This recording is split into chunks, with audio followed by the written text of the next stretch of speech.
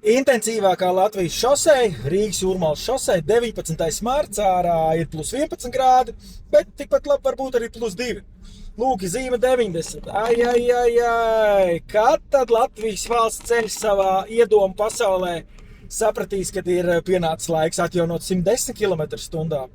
Kā arī, protams, izmantojot izdevību, aicināšu Latvijas valsts ceļus nākamajā ziemā, rudenī, nemainīt uz 90, bet atstāt 110.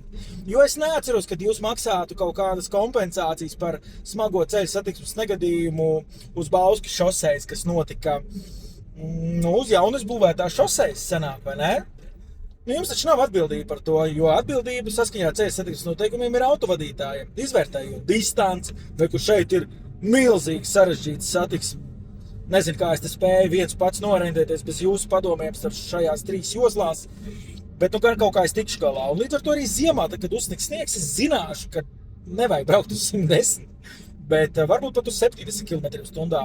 Jo, ja pareizi atceros, 99. bet neesmu drošs ceļu satiksmes noteikumu punkts, uzliek vesels 3 lielās atbildības. Prasmes, autostāvoklis, ceļa stāvoklis, krava. Bieži mēs piemirstam, bet krava arī ir viens no šiem momentiem. Tā kā gaidam pēc iespējas ātrāk Mārtiņa Lazdovska 110 km/h, kad nomainīs šeit, un nemaina to, jo tā ir darbības imitācija.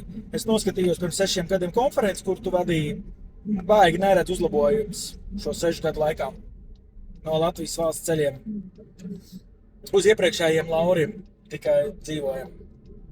Tā kā tiekamies auto, runājam par dažādām lietām, tā izskaitā ātruma palielināšanu uz Latvijas valsts ceļiem. Priekšā vēl lielā diskusija par 80 km/h uz Grants ceļiem.